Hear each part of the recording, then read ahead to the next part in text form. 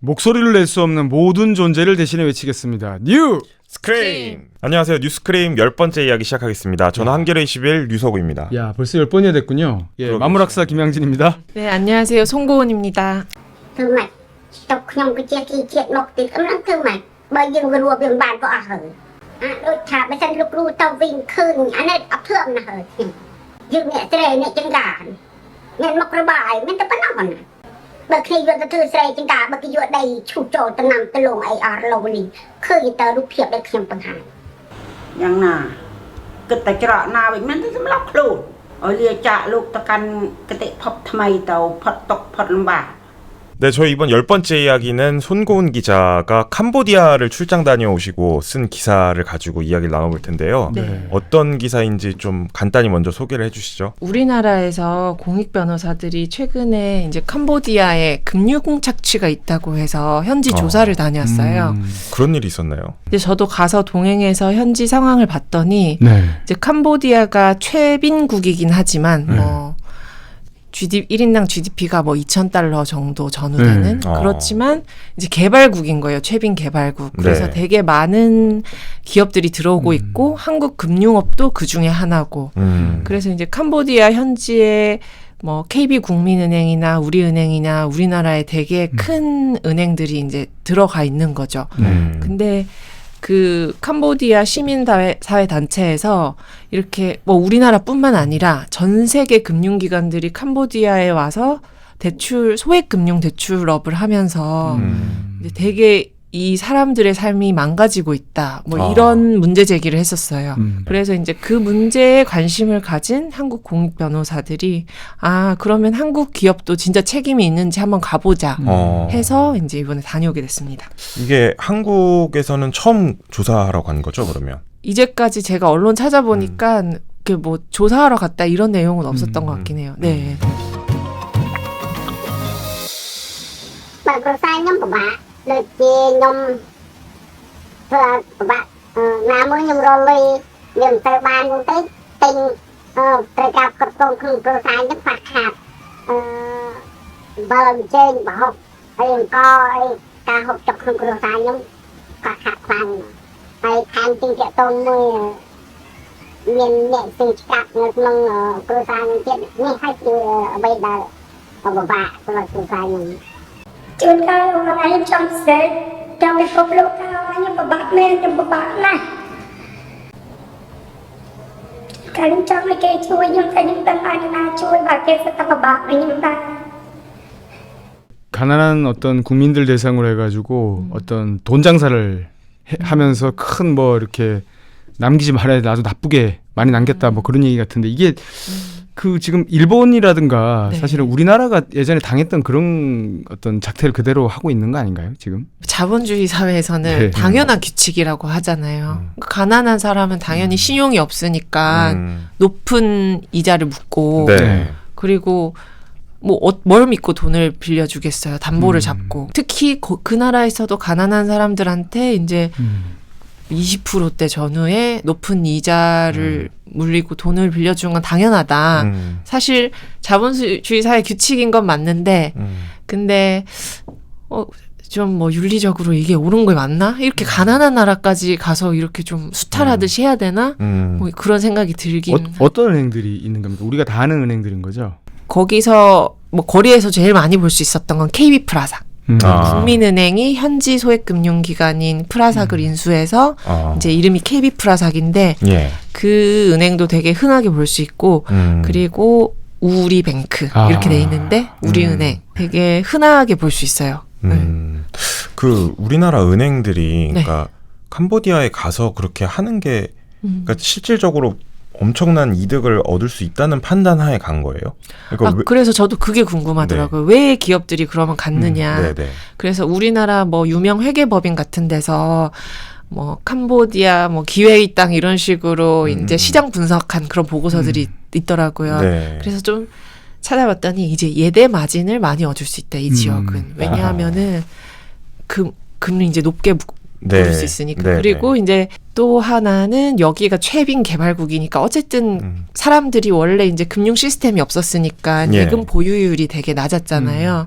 근데 이 사람들이 이제 예금도 만들고 금융 시스템도 새로 만들고 이러면 잠재적 고객이 되게 많다. 뭐 이런 분석도 있더라고요. 거기다 더해서 이제 현 정부도 그렇고 전 정부도 그렇고 신남방 정책해서 이제 아세안 국가들하고 좀 밀접하게 교류하는 그런 걸 이제 뭐 기업도 그렇고 외교적으로도 그렇고 그런 걸 추진했었는데 이제 그런 과정에서 기업들이 되게 많이 들어가게 된 것 같아요. 이제 직접 마을들도 한 14군데 정도 돌아다니셨다고 어디 들었는데. 도시를 아, 하시니까? 인터뷰한 거는 이제 14사례였고 네네. 예, 그리고 마을은 직접 이제 2군데 방문했었는데 한 군데는 수도 푸놈펜에서 별로 멀지 않은 시골이었고 예. 한 군데는 이제 북동부 쪽 시골. 예. 이게 어떤 착취에 가깝다고 하신 거잖아요. 도대체 뭐 이율이나 이런 걸 뭐 얼마나 받길래 그렇게까지 우리나라에서는 보시는 건가요? 은행이 보통 20% 대출 연 이자를 받으면 진짜 깜짝 놀랄 너무 연 높죠. 이자율이잖아요. 거의 없죠 그런 거. 네, 근데 거기서는 그냥 보통 소액금융이 그 정도예요. 좀 적은 편 20% 정도가. 그러니까는 제가 만난 사람들 보통 18%였는데 예. 여기다가 뭐 은행에 신규 대출할 때 뭐 수수료 같은 거 무는 것도 있고 그리고 뭐 연체 이자율 붙는 것도 있고 뭐 등등 하면은 20% 좀 넘어가기도 하고 근데 제가 여기서 본 진짜 심각한 문제는 그러니까 이거를 감당을 못 해요. 그래서 감당을 못 하면 그 우리나라 은행이랑은 좀 다른 게 오토바이를 타고 거기서는 현지에 이제 뭐 청년들이 다니면서 그 사람들이 대출 전담 뭐 영업 직원이거든요. 그래서 집집마다 방문하면서 대출하라고 권유하고 찾아가는 대출. 네. 그리고 뭐 갚으라고도 찾아가세요 거기는. 근데 뭐 아주 시골 마을 농촌 이런 데까지 가서 하는 거죠. 근데 그 이제 이렇게 하는 과정에서 이 사람들이 제가 직접 안 봤으니까 그 장면을 네. 피해자들은 제가 만났던 캄보디아 분들은 ngày đóខ្ញុំធនាគារគេទៅតាមទាដល់ព្រៃទៅតាមទាដល់ព្រៃក៏ខ្ញុំថាខ្ញុំគ្មានលទ្ធភាពបង់ទេលោកគ្រូអើយព្រោះអីខ្ញុំគ្មានបាយគ្មានទឹកហូបទេសូមឲ្យធនាគារពន្យាខ្ញុំវិញបើមិនតែខាងធនាគារនៅទៅទាខ្ញុំនៅតែធ្វើបាបខ្ញុំនឹងលីកថ្នាំសម្រាប់ខ្លួនធនាគារគេឆ្លៃថាបើមីចង់សម្រាប់ខ្លួនខ្ញុំនឹងទិញថ្នាំឲ្យមីឯងលីកទៀតហើយជំពាក់ធនាគារនេះមិនត្រឹមតែជំពាក់មីឯងទេតកូនតចៅទៅមុខទៀត 근데 사실은 저는 그걸 다 믿을 순 없잖아요. 직접 보지 않았으니까. 네. 근데 이제 어느 정도는 좀 일반적으로 뭐 전체적으로 나타나는 현상이냐면 사금융 이용해서 갚을 수 있다. 개인적으로 빌려서. 근데 그러니까 은행의 직원들이 사금융을 쓰라고 얘기를 했다는 거죠. 그래서 자기 돈 갚으라 한다는 네, 거죠. 그거는 한두 명이 아니었고 되게 많았고 근데 이 개인 대출을 해라는 게 이게 이자율이 적어도 연 이자율이 120%예요. 에? 갑자기? 네. 그래서 이거는 그냥 완전 수렁이에요. 사람들이 금융 문해력이 없는 데다가 왜냐하면 이전에 금융 시스템이 없었기 때문에 이거를 연 이자율 120%라고 표현하지 않아요. 월 이자율 10%. 그러니까 매달 받으러 오고 매주 받으러 오고 그러면은 이 사람들이 완전 수렁이니까 그 빈곤층 농민이 자기가 가지고 있던 유일한 생계 수단 이 토지를 팔아요.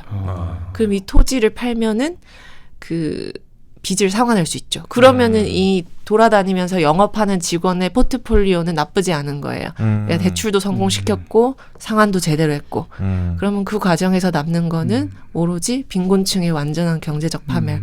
근데 이제 여기서 이게 전체 캄보디아 금융업의 모습은 분명히 아니에요. 그 독일의 개발인류학과 교수님이 네.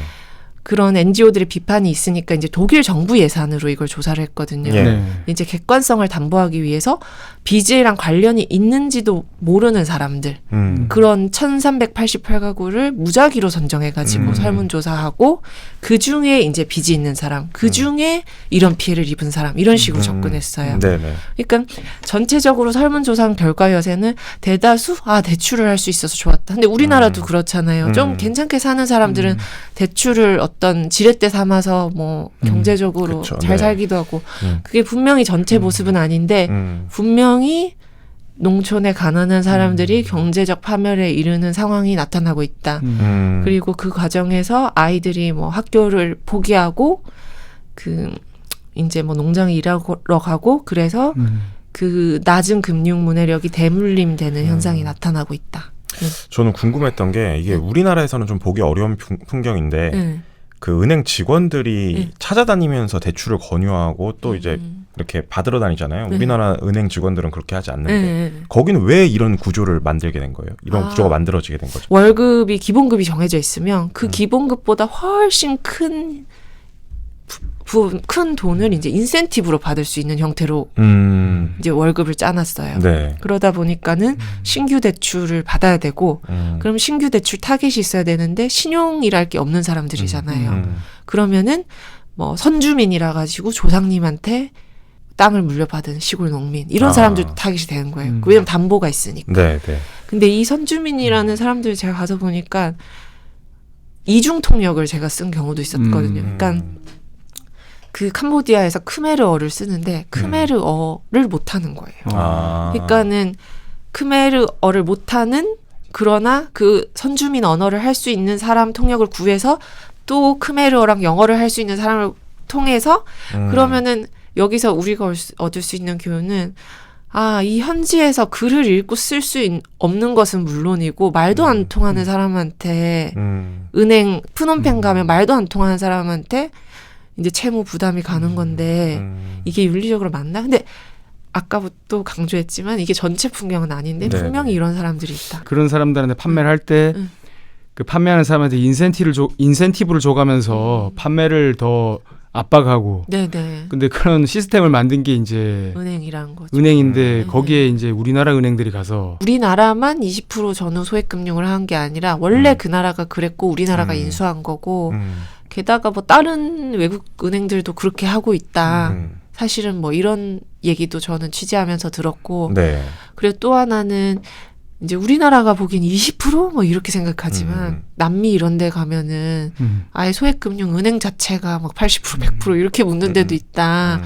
그래서 아예 우리나라처럼 생각하면 안 되고 뭐 이런 얘기도 들었고 또 하나는 이 사람이 뭐 당장 은행에 가야 됐는데 선택지가 120%밖에 없다. 근데 그러면은 이거 20% 18%는 너무 필요한 선택지다 이 사람들한테는.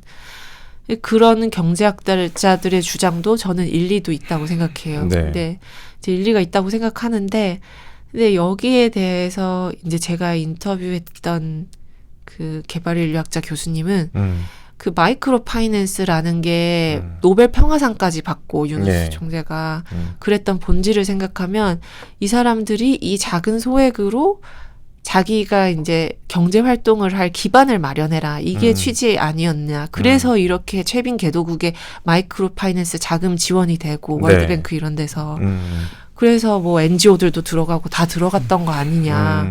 이제 그렇다면은 그 취지가 과연 빛을 발하고 있는 게 아닌지를 확인해야 되고 그리고 만약에 그 취지가 사라지고 있다면 왜 그런지 생각해 봐야 되는데 근데 여기서 우리가 생각해야 될 거는 이제 이 사람이 어디 취업할 가능성이 없는 거예요. 그 제가 봤던 사례 중에서도. 왜냐면 글을 읽고 쓸 줄 모르고 네. 직장도 주변에 별로 없고 게다가 어떤 어머니는 너무 너무 아프고 애는 너무 어려. 그럼 이런 사람들은 뭐 어떤 자립을 할 게 되는 게 아니라 오히려 수렁으로 빠지는 네. 어떤 그냥 중간 고리가 된다. 그렇게 되지 않으려면 이 사람들한테 소액 대출을 해줄 게 아니라 지원을 해줘야 된다. 그렇죠. 이게 마이크로 파이낸싱이라는 게 사실 좋은 취지에서 시작된 거잖아요. 이게 네. 좀 어떻게 시작된 거고 지금 어떻게 좀 이렇게 변질이 된 건지. 이 용어가 어렵습니다. 이거. 예. 예. 아마 오래 전에 뭐 10년도 더 전인 것 같은데 그라민 은행이라고 아마 많이 들어보셨을 거예요. 그때 뭐 금시초문입니다. 네, 그때 네. 뭐 이제 한때는 이게 마이크로 파이낸싱이 굉장히 최빈국의 가난한 사람들을 구원해 줄 수 있는 네. 그런 이제 시장 친화적 금융 사업으로 주목을 받았었어요. 네. 그러니까 예를 들면은 되게 가난한 나라의 가난한 사람은 신용이라는 게 없잖아요. 그러면 그쵸. 아예 돈을 빌리는 게 원천 차단돼 있는데 네. 120%, 200%, 300% 대출을 해서 뭐 인도 같은 데 보면은 매달 이자를 갚다 보니까 이 사람들이 절대 가난해서 못 태어나더라. 그래서 우리가 그 어떤 신용이 없는 사람들한테도 좀 이자가 높긴 하지만 돈을 빌려줘 봤더니 잘 갚더라. 우리가 이런 금융을 통해서 이 사람들의 자립을 도와주자. 예. 이 아름다운 이야기. 이제 이렇게 해서 한때 최빈 개발국이 엄청나게 많이 뭐 생겼던 거죠. 그런 예. 게. 금융 접근성을 높여준다. 이제 뭐 그런 측면이었던 거죠. 네. 아, 금융 취재하시더니 굉장히 좀 상당히 그 쓰시는 용어가 격조가 있으신 것 같습니다. 근데 이제 가난한 사람이 더 합리적이다. 이제 그 경제학자들이 쓴 MIT 경제학자들이 쓴 책이 있어요. 저도 예. 이제 취재하면서 어떤 경제학자분이 그걸 읽어보면 좋겠다. 이제 그래서 읽어봤었는데 거기에 이제 마이크로 파이낸스 명과 암에 대해서 이제 동시에 써놨는데 저는 이 문구가 되게 와닿는데 아무리 좋게 포장해도 고리대금업이란 본질에선 벗어날 수 없다. 아. 그 한 문구가 있었어요. 근데 그 책 자체는 마이크로 파이낸싱을 비판한 책이 아니었는데 네. 그냥 그 문장 하나가 저한테 남더라고요. 왜냐하면은 제가 캄보디아에서 가서 봤던 모습이 그랬으니까. 그러니까 그 전체 대출업의 풍경은 그게 아닐지라도 예. 한 사람 한 사람한테는 그게 한 번뿐인 이제 유일한 그래서 피해자가 되면 경험이잖아요. 그분한테 그게 100%인 거죠. 네, 예. 100%잖아요. 네. 그 사람한테. 그러니까는 아무리 좋게 포장해도 이거는 이 사람한테는 고리대금업이다. 오토바이 타고 다니면서 대출 권유하고 그 사실은 못 갚으면은 압박하고 결국은 또 그 해결하는 방법 자체가 굉장히 그 어떤 사채업을 쓰게 한다든가 연 120%로 갈 수밖에 없는 그런 다리를 놓아주는 그런 방식으로 시스템이 돼 있다면 이거는 뭐 그 송공 기자 쓰신 것처럼 착취라는 말 말고는 다른 표현이 안 될 것 같습니다. 이게 뭐 20%니까 괜찮다. 딴 데도 20%잖아. 우리 본질이 그게 아니지 않습니까? 지금 사실은.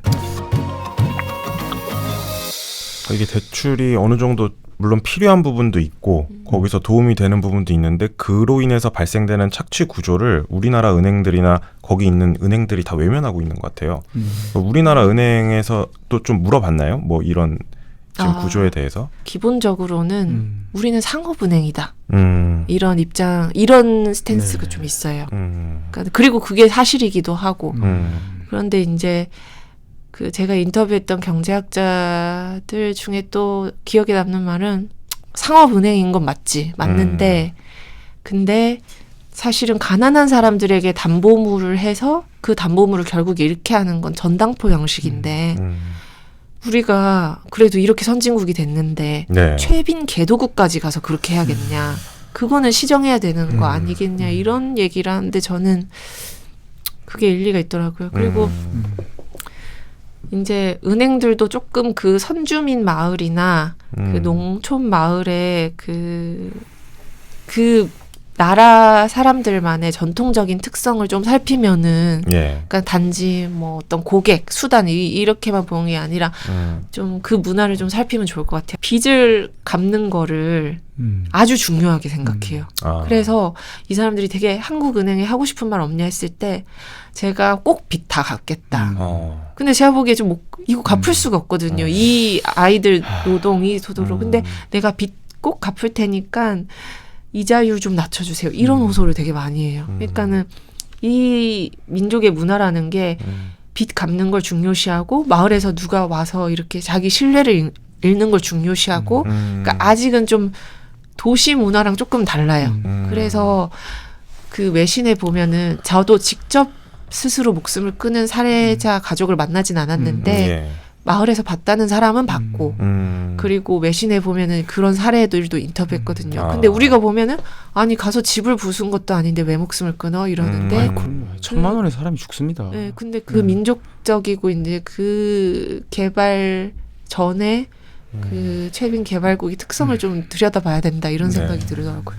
이번에 다녀오신 곳이 또 기후변화 또 직격탄을 맞은 곳이잖아요. 네. 사실은 그 농민들의 어떤 소득도 감소되고 있는데 이 금융 약탈까지 있어가지고 굉장히 그 처참한 어떤 현장을 보고 오셨을 것 같은데 좀 취재하시면서 느낀 점 좀 말씀해 주시죠. 저도 이제 저 자신의 윤리적 책임을 좀 돌아보게 되던데 저도 이제 집에서 캐슈넛 이런 거 주문 자주 하거든요. 네. 근데 거기 대부분 이제 카사바 캐슈넛 농장 농민들이었어요. 근데 저도 이제 집에서 쇼핑할 때 싼 캐슈넛 찾거든요. 공정무역 안 하십니까? 사실 그런 건 안 보고 네. 이제 뭐 그냥 뭐 싸면 사는 거죠. 마트 홈페이지 이런 데서. 하자. 공정무역 같은 게 있다는 걸 좀 말씀드리죠. 네, 예. 근데 이제 뭐 그런 거 노력하겠습니다.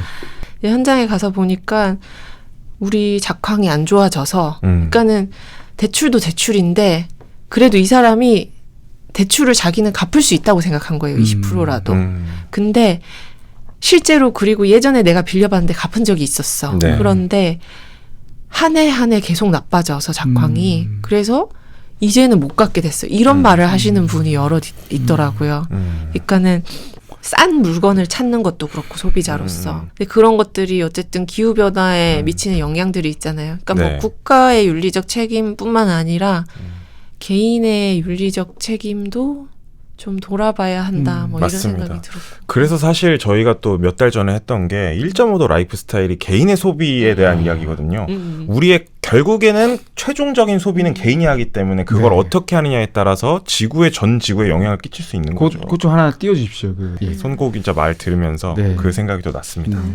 이제 뉴스크림 취지가 목소리를 낼 수 없는 사람들이 목소리를 내달라는 취지라고 생각하면은 제가 이제 현장에서 이 말 좀 꼭 전해주세요 하는 분이 있었어요. 네. 그러니까는 아기가 되게 많은 엄마였는데 사실은 인권단체들은 이 사람들 얼굴이 공개되고 소비되는 걸 되게 싫어해요. 왜냐하면은 뭐 선진국에서 와서 예전에 취재 와서 이 사람들 다 까발렸는데 이 사람은 개인적으로 어떤 압박을 받게 됐고 뭐 이런 얘기를 저한테 하시더라고요. 그럼 되게 우려. 그래서 이제 저도 이번에 취재한 거를 익명으로 이제 네. 얼굴도 안 보여주고 했는데 그 엄마 한 분은 이거 제 얼굴 공개해주고 우리 애기들도 찍어주세요. 그래서 꼭 한국 사람들이 제가 어떤 상황인지 알려주세요. 왜냐하면은 저는 더는 빚을 갚을 방법을 모르겠어요. 이런 얘기를 하는 거예요. 근데 그 집에 이제 갔었거든요. 그 네. 마을에. 근데 그 집 아기가 되게 마음 아팠는데 그 제가 오기 며칠 전에 이제 인권단체에서 그 뭐 아기 옷이랑 신발 같은 걸 갖다 줬더라고요. 네. 근데 걔가 그 신발이 아까워서 못 신고 방에 놔두고 맨발로 다니는 거예요. 근데 그 집 첫째 딸이 한 20살 뭐 남짓 뭐 그 정도였는데 걔가 동생이 맨발로 다녀서 발이 아프다고 하니까 자기 신발 벗어주고 업어주고 하는데 그 모습이 너무 마음이 아픈 거예요. 왜냐하면은 그 첫째 딸부터 공부를 포기했거든요. 부채에 시달리면서. 우리나라 옛날에 보면은 그 집의 딸들이 공부를 포기하고 네. 뭐 이런 게 있었잖아요. 네. 근데 캄보디아에서도 그냥 똑같은 현상이 나타나고 있는데 그러면은 이제 금융 문해력이라든지 좋은 직장을 가질 기회 이런 게 원천 차단이 돼버리는 건데 우리가 흔히 얘기한 것처럼 마이크로 파이낸스는 이 사람들에게 사다리가 됩니다. 이게 진짜 사다리가 맞나? 이런 생각이 들더라고요. 이게 진짜 의미 있는 게 사실 이 주제에 대해서 아셨나요? 전혀 몰랐죠. 저도 전혀 몰랐어요. 뉴스크림밖에 안 하는 겁니까 이거? 그럼요. 이게 지금 저희가 최초로 그렇게 하는 거고. 정말. 지난번에 뉴스크림만 한 거 아닙니까? 그 어떤 고엽제. 그렇죠. 그럼요. 고엽제 그 예. 피해 3세. 네. 그거 진짜 마음 아프더라고요. 저희는 뭐 할 때마다 이렇게 빵빵 터집니까? 사실 이게 정말 중요한 이야기고 네. 사회에 필요한 이야기들인데 네. 이런 이야기를 전하는 곳이 없어요. 저희가 그래서 가장 맨 처음에 앞에 외치고 시작하지 않습니까? 그러니까요. 예. 앞으로도 뉴스크림은 가장 가까운 현장에서 더욱 생생한 이야기, 목소리를 낼 수 없는 목소리들의 이야기. 저희는 갑니다. 그렇죠. 푸놈펜 예. 있다. 우리가 목소리 들어 갑니다. 제보해 주십시오.